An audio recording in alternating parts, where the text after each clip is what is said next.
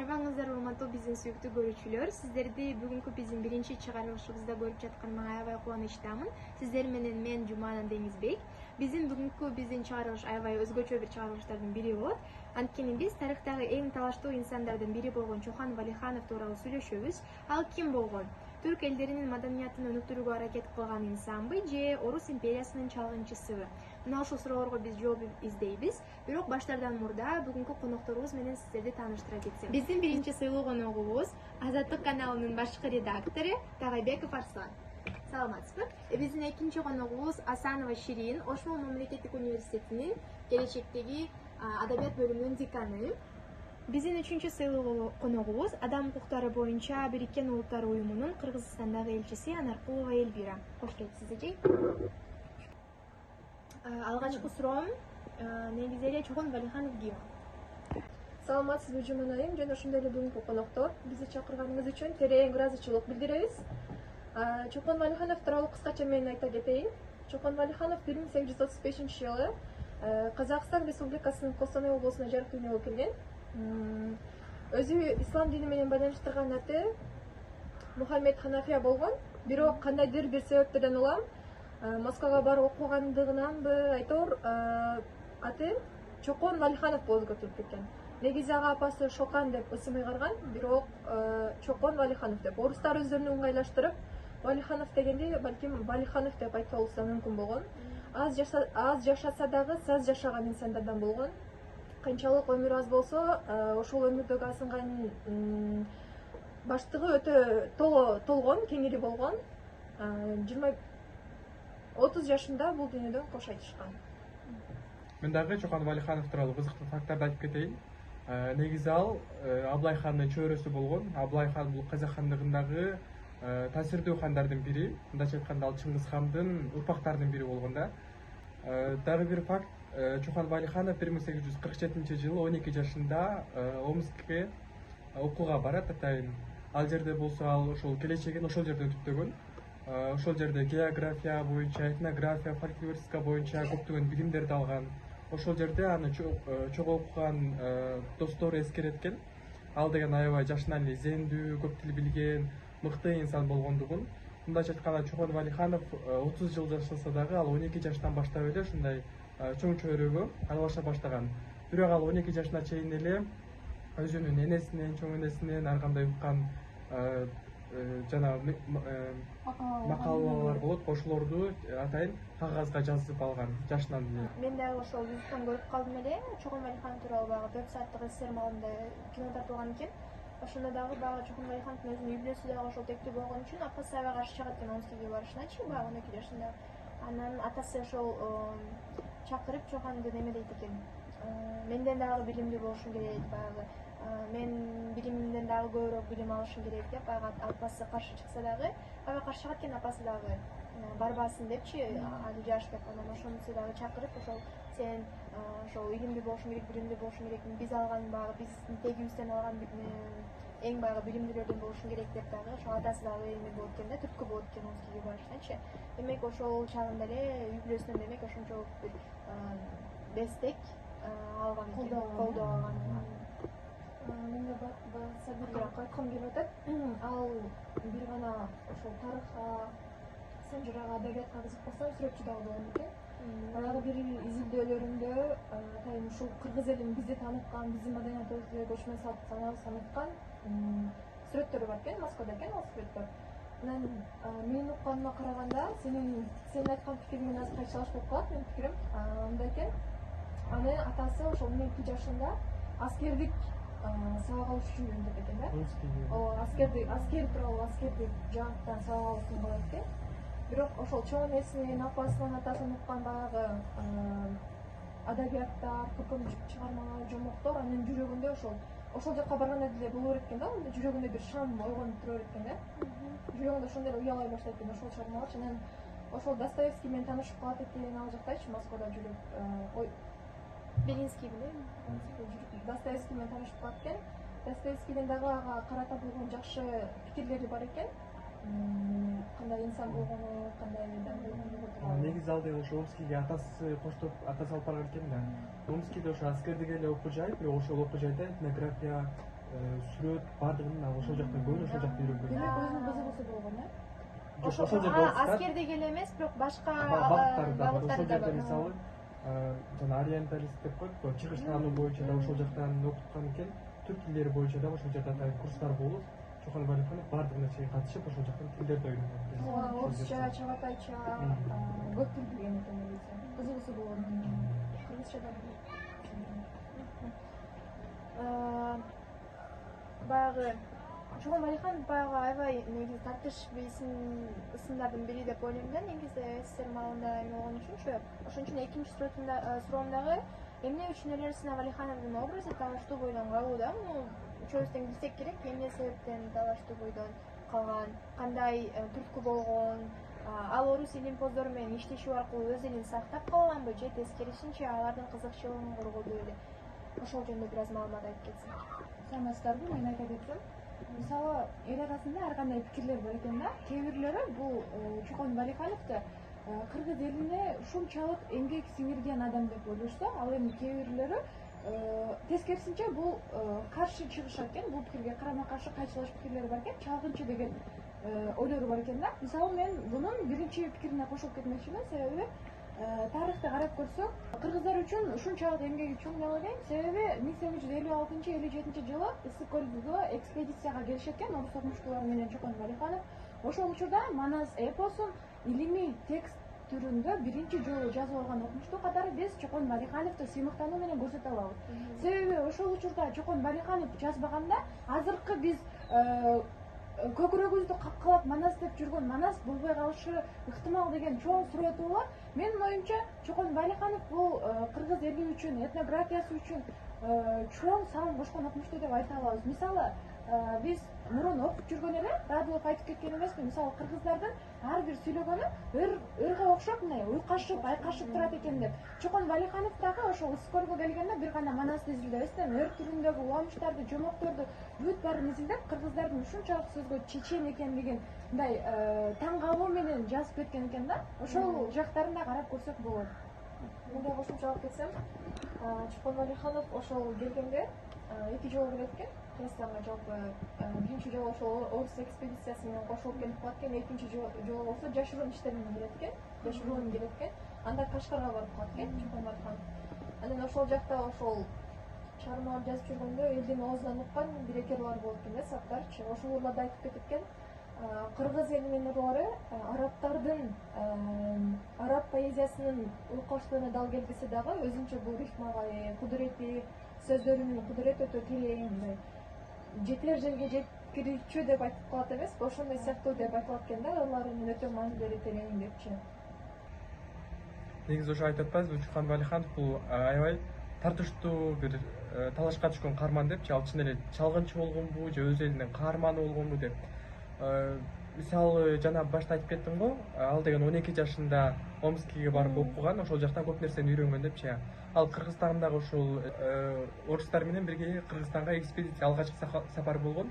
Ал жерде ал бир эле Манасты жазып алуу иштерин эмес, андан сырткары Кыргызстандагы ошол мезгилде кандай өсүмдүктөр өсөт, анын географиялык абалы боюнча атайын картага дагы түшүргөн экен.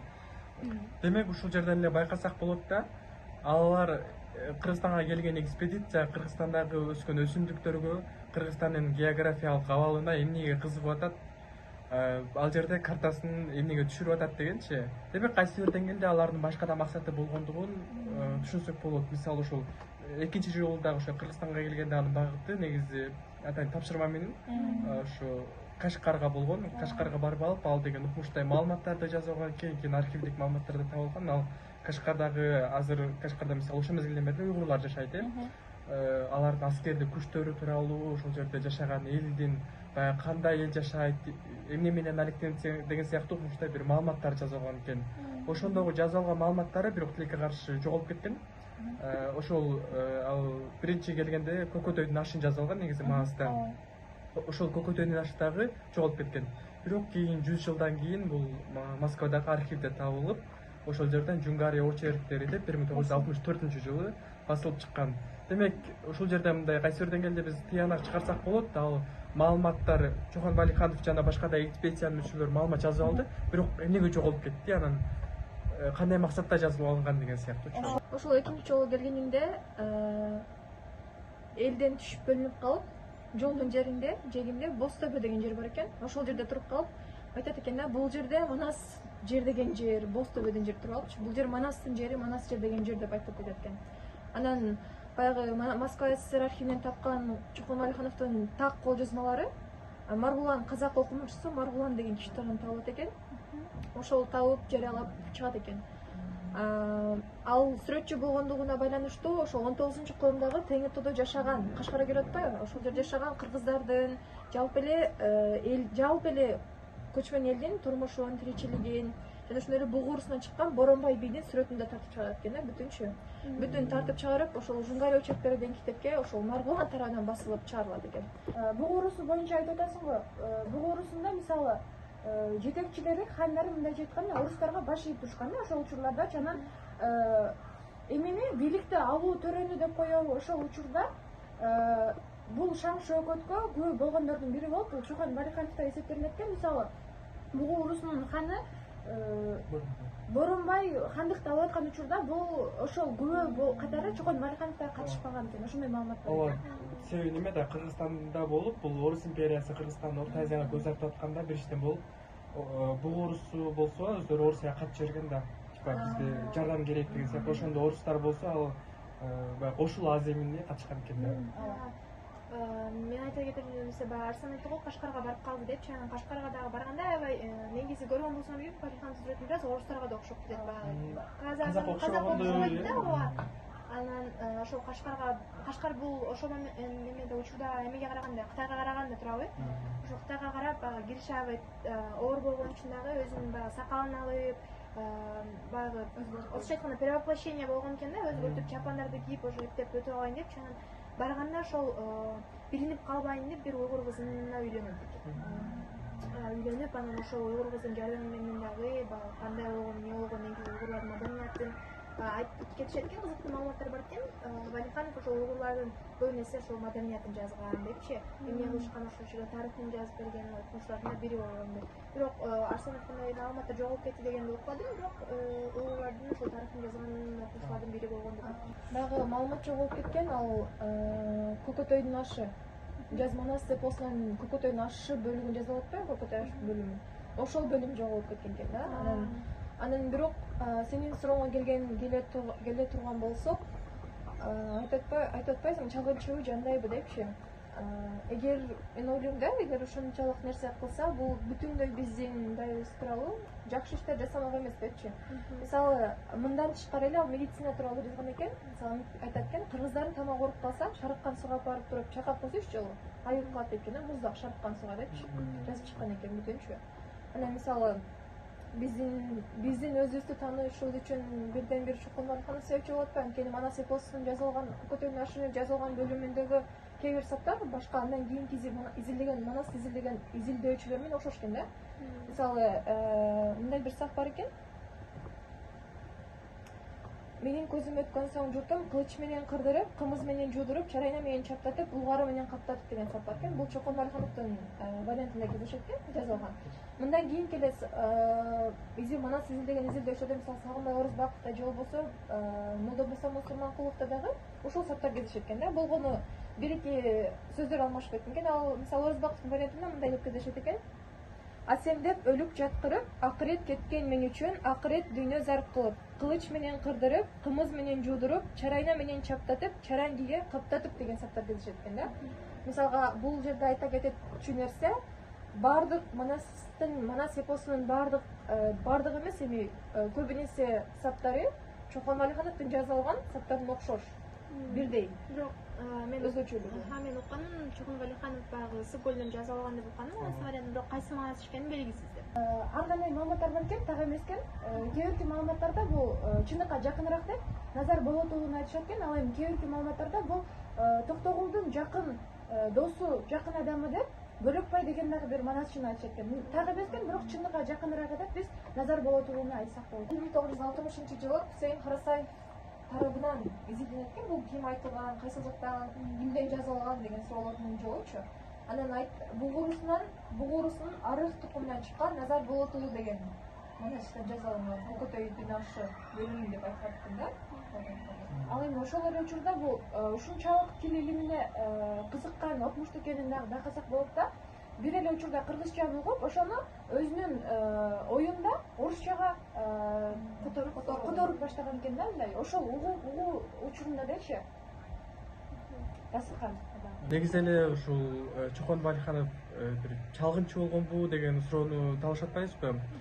Бул жерде деген экспедиция боюнча бир суроо жаралат да. Деги эле экспедиция деген эмне? Анын максаты эмне дегенчи? Буга чейин ошо 1800 жылдары орустар, тигил жагынан британдар, тигил жагынан Европадан, батыштан көптөгөн Орто Азияга, бул жакта Кашкарда, тигил жака Монголияга экспедиция жиберилген. Алардын негизги эле максаты бул ошол жерде жашаган элди колония кылгысы келген дагы ошол эл тууралуу бир маалымат издөө болгон да. Мисалы, мен ойлойм, орустар жиберген ошол Чокон Валихановдун экспедициянын тобу бул кыргыздарды же болбосо бул жактагы казактарды анык эле таануу, изилдөө үчүн келген. Мындайча айтканда, ал жерде кайсы эл жашайт, биз бул элди колония кылышыбыз керек, ошол элди таанышыбыз керек деп. Буга чейин ошо маалыматтарды деле силер айтып атпайсыздарбы? Медицинасын изилдеген, сүрөтчү болгон келип болсо ошол жерде тигил жакта окуп жүргөндө аларга деген сүрөт өнөрүн дагы үйрөткөн экен тарта албаса. Мындайча айтканда, баягы экспедициядагы кишини бардык тарабынан тең маалыматын жеткиликтүү кылып, бардык тарабынан тең келиштирген экен ошол. Даярдаган экен мындайча айтканда. Айтып койсоң, 12 жашында атасы жөнөтөт деп, апасы каршылык депчи. Балким мен ойлойм, балким Чокон Валиханов өзү эмес, анын атасы чыкканчы деп. Атасы тарабынан жөнөтөтпөй, атасы бар деп, атасы менден дагы жогорку билимдүү болушуң керексиң депчи. Чокон Валиханов да ошол кичинекейинен балким атасынын балким орустар менен бир карым-катнашы, бир байланышы болгон. Биз баш ийип аткан мезгилибиз болот да, мезгилдечи. Калдым эле эмесин окугандачы, документальный фильмин көргөндө эме дейт. Комментарийлерге жазып, ошо 150 комментарий бар экен, ошо баарын окуп чыктым да, кандай карашат. Анан бирок казактардын көбү эме экен. Каршы ойго экен да, баягы биз ошо саткан, андай кылган, мындай кылган деп. Анан Чокон Валихановдун өзүн эмес, ким эле баягы бугурусу менен урушкан ханчы?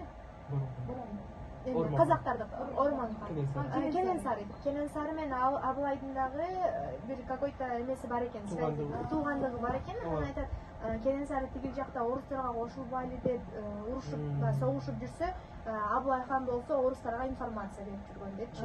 Балким ошондой болушу мүмкүн анткени балык башынан сасып дегендей башынан ушул жерде эмнени айтып коюш керек? Жок, ошого демек Эльвиран оюна кошуп кетип атпаймынбы? Абылай хан өзү бир көп аял алып, анын 30га чакты баласы болгон. Абылай хандан кийинки эле хан бул анын небереси Кенесары хан болуп, казактардын ханы. Экөө мындайча айтканда, Чокон Валиханов дагы Кенесары дагы Абылайдын урпактары да. Жок, ошо айтышат да, баягы Чокон өзү эмес, анын ата-бабаларынан эле башталган антип саткынчылык деп ошондой бар экен да. Кенесары тигил жакта урушуп, согушуп жүрсө орустарга жетпейди деп, бул жакта казактар кайсыл жакка кетип атат, эмне кылгысы келип атат деп, алардын дагы эмеси түпкү тегин эме го, байлардан го, ошого бардыгын орустарга жеткизип турган деген дагы эмиштер бар экен. Мен бул ойлорго айтып кетмекчимин да, мисалы жогоруда эле Арслан айтпадыбы, бул ачык эле чалгынчы депчи Чокон Валихановду. Мисалы ар бир ушундай белгилүү эли жер үчүн кызмат кылган инсандарда ушундай сөзсүз түрдө каршы пикир чыгат да. Мен муну нормалдуу эле көрүнүш деп ойлойм. Мисалы Радловду деле болсун, кыргыздарга кандай чоң эмгектери бар да, аны деле биз үчүн чыккынчы, биз ошентип изилдөө үчүн эле келген деген маалыматтар бар да. Бирок балким кайсыл бир деңгээлде чындыгы бардыр, кайсыл бир бөлүктөчү. Анан мен оюмча Чокон Валихановдун ушунчалык маалыматтарын көрүп, биз үчүн кылган эмгектерин көрүп, анан мындай артка түртүп салган мен оюмча туура эмес нерсе деп ойлойм да. Мен эмнеге чыккынчы дегенге кошулуп аны жактап атам да. Анткени эң эле кызык бир маалыматтар бар. Бул дагы изилдене турган маалымат деп ойлойм. Чокон Валиханов 12 жашында Омскийге ата салып барган деп өттү. 12 жашы бул 1847-жылга туура келет. Дал эле ошол 1847 жыл бул Кенесары хандын өлгөн жылы. Мындайча айтканда Орман хан менен согушуп, ошол жылы Кенесары хандын башы алынган жыл. Кайсы бир деңгээлде бир ойлор келет да. Балким казак хан ошол 47-жылы кулагандан кийин Чокондун атасы уже бул элдин келечеги жок дейби, же кандай деген ойдо уже Москва тарапка жан тартып баштайбы деген ойлор келет. Анан сиз айтып кеттиңиз, ал өзү эмес атасы күнөөлүү депчи. Bunun деле балким кайсырденгенде чындыгы бар. Бирок ошол эле учурда Чохон Валиханов чалгынчы болгондугу айдан анык. Анткени ал казактарга барды, бул жагынан Кашкарга барды, бул жагынан кыргыздарга келди. Ал атайын орустарда ошол аскердик бир наамды дагы алган керек болсо, ал деген бул жака келди, ал жака барды, баягы аскердик немелерин жазып алды, бул жерде кандай адамдар жашай тургандыгын жазып алды, ал жерде жашаган элдин жердин картасын чийип алды. Экспедициялар көп эле мындай шпион деп коебуз го, ошол багытта болгондуктан булардын деле максаты ошол эле болгон. Бирок ошол күндө дагы тарыхый бир баа берилиш керек деп ойлойм. Айтып атпайбы ошол кезде анык эле чыккынчы депчи. Мисалы ал өтө жаш болуп атпайбы, жаш кезинде келип атат. Балким жаштыкка берилип, орустардын таттуу сөзүн алдан атабы, өзү кантиптагы чыккынчы болгонун билбей калып атабы дегенде. Мисалы орустар ага сен мындай кылсаң, мындай изилдөөчү атың чыгат, наам беребиз дегенде ал мисалы акча, наамга кызыгып, же бир атак даңкын арткан кууп, ошол изилдеп, анан кийин бир жака жөнсө барып, ошентип жүрүп, анан өзү кантип болуп калганын дагы, өзүнүн эли ага кандай чыккынчы деген наамды берип койгонун дагы билбей калганбы деген ой болуп атат менде азыр. Өз элиме жардам берем деп терсини кылып алдым дегенди ойлойм. Ошол чалгынчы болуп келди деген боюнча ойлор бар да менде. Мисалычы, бул Манасты буга чейин деле мисалы биз деле азыр ага эжелерибизден угуп, анан кызыгуу жаралат да. Агымда деле ошол Москвада, Омскийде окуп атканда ага эжелер ушунчалык кызыктырган дейт, кызыгуу жаралып, анан негизи эле мурунтан эле этнографияга кыргыз, казак, уйгур ошол тилдердин, элдердин этнографиясына кызыккан дейт. Анан ошол үчүн келген деген маалыматтар бар да. Бирок Кашкардагы иш сапарында бирок айдан ачык эле мындай кандайдыр бир деңгээлде айтылышы деле мүмкүн. Мисалы Жумана жогоруда айтып өткөндөй эле жада калса уйгур кызга үйлөнүп, анан чыккынчылык деген дагы эмелер бар, күмөндөр бар деген айтып атат да. Бирок Кыргызстанга чыныгы максаты кандай экени белгисиз, бирок кылган иштеринин натыйжасынан биз көрө алабыз да. Мындай эмгек ушунчалык сиңирилген. Менин оюмча кыргыздар ыраазы эле болушубуз керек деп ойлойм. Менин оюмча баягы кыргыздар мектепте эле окуганбыз, Валиханов жана ошо Манаста окуткандан кийин биринчи жерден болуп жазып алган депчи. Баягы кыргыздардын көбү эле баягы эмне десем, оң каарман катары карашат. Менин билишим бар. О, негизи азыр. Анткени ошол эң биздин, балким ошол Валиханов жазбаса дагы кеч көрмөкпүз Манасты. Эми мисалы ал деген казак болгондуктан казактар үчүн аябай эле маани берилип каралып турган каарман. Ал эми биз үчүн баягы биздин Манасыбызды биринчи жазган киши, анан дагы бир кыргыздардын ушу жожомокторун же ушул сыяктуу нерселерин жазып алган биринчи киши катары дайыма эле тарыхый жакшы эле баа берилет да. Негизи эле ошо айтпадымбы башта, тарыхый баа берилиш керек депчи. Тарыхый баа берилиш керек дегеним, ошол мезгилдеги Чохон Валихановдун максаты терс болгондуктан, ошол мезгилде мисалы орустардан башка да экспедициялар келди, анын жыйынтыгы эмнеге алып келди деген мааниде айтып атам да. Ошол мезгилде Кыргызстанга көптөгөн экспедициялар келди, Кыргызстанды изилдеди, жыйынтыгы эмне болду? Кыргызстан Орусиянын бир колониясы болуп калды. Жыйынтыгында Кыргызстанда деген үркүн болду, көптөгөн бир кыйынчылык заманга туш келдик. Ал эми бүгүнкү баа менен карай турган болсок, биздин Манасыбызды жазып алды, биздин этнографиябызды жазып алды, биздин ошол медицинабызга болгон жакшы бир маалыматтарды жазып алды деп карашыбыз мүмкүн.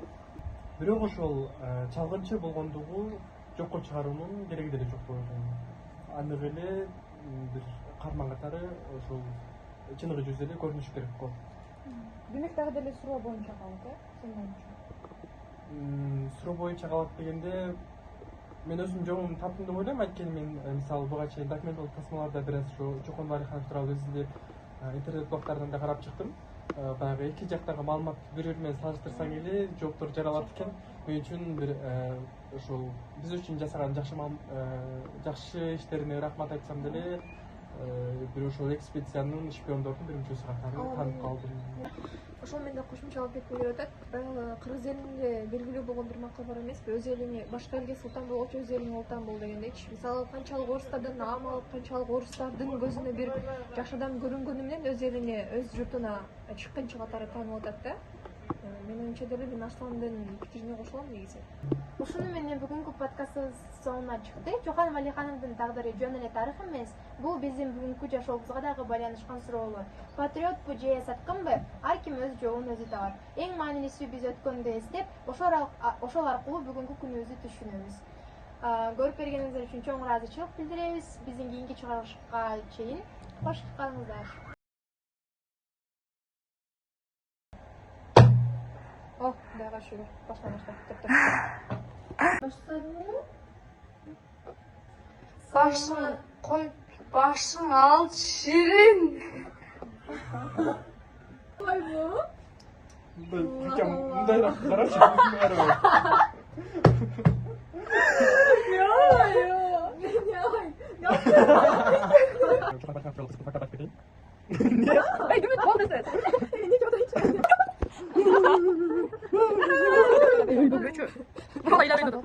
Портфелесиң бар? Yok. Не вкусно экен? Ne ken? Бörек. Эмо ой кетти бу. Börek çevirem. Бүгүнкү биздин биринчи чыгарылышка подкастыбызды колдоп берген Манас университетинин кыраатына терең ыраазычылык билдиребиз. Коммуникацияга дагы чоң рахмат. Бизге мотивация берип койду, штатив алгыла дегендей кылып, профессиональный камера алгыла дегендей кылып. Бирок маалисев студент болгонубуз үчүн бир шартыбыз болбой атат. Бирок коммуникация аябай күчтүү мотивация берди. Ошону алышка буюрса кийинки чыгарылышыбыз балким профессионалдуу камера менен болот, деме? Tabii ki. Sizlerге да рахмат келип келгениңиздер үчүн. Görüşürüz. Тышка. Her ekonomik podcast oldu.